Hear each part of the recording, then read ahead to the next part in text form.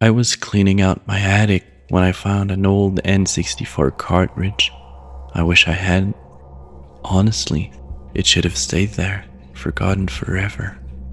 It was a golden cartridge with that holographic image of Link on the front. The moment I held it, I felt a rush of nostalgia. Majora's Mask was one of my favorite games as a kid.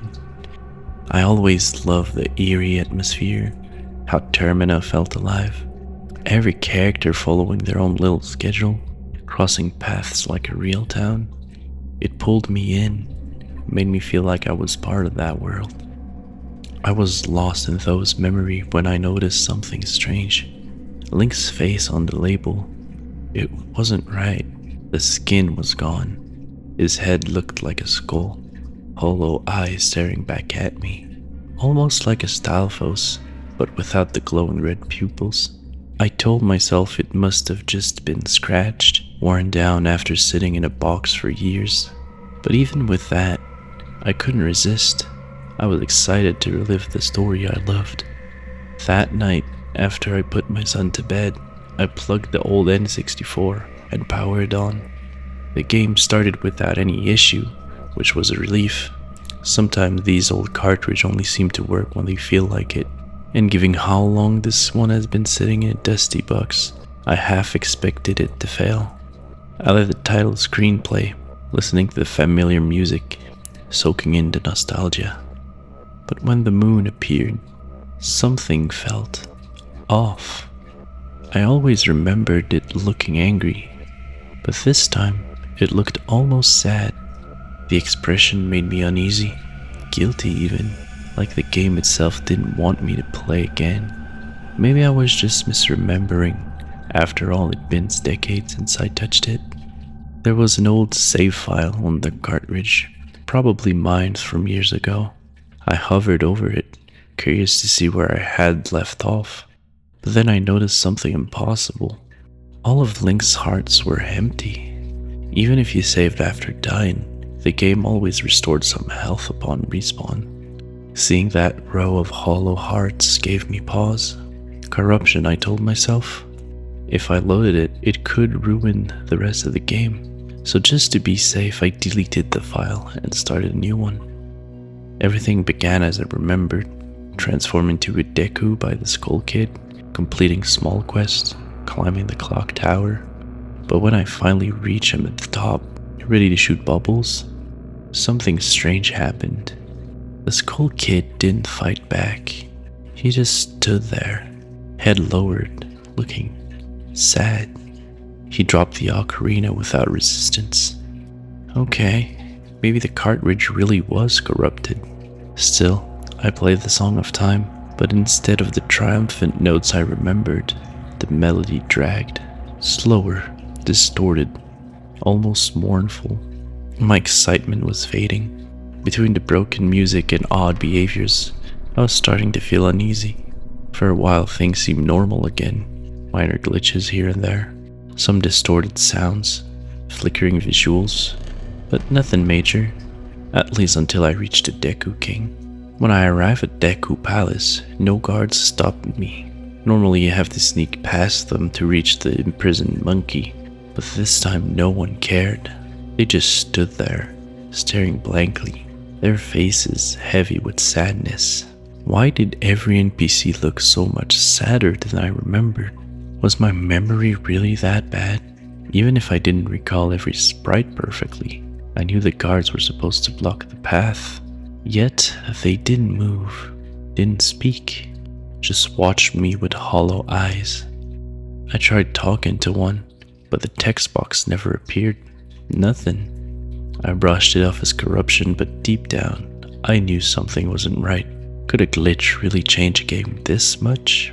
When I reached the monkey, he looked sad too. I pulled out the Deku pipes, expecting his usual chatter as he taught me the Sonata of Awakening. But instead of playful noises, it sounded like he was crying. The guilt I felt earlier returned, stronger this time.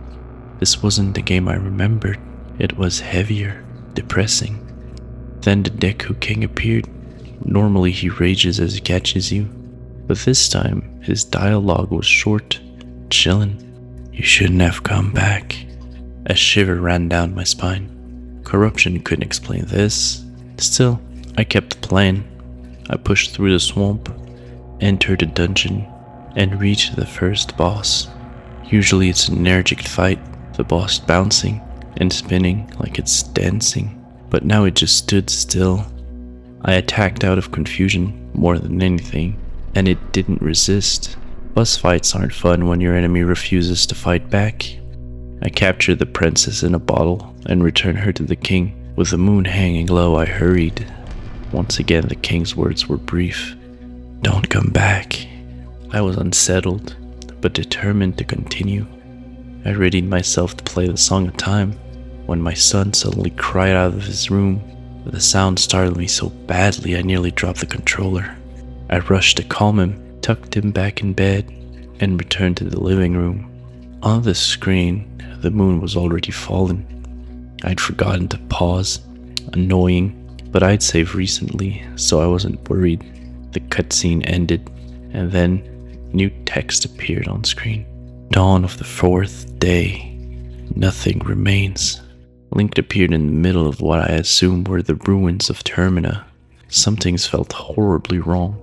This was never part of the game. How could this even exist?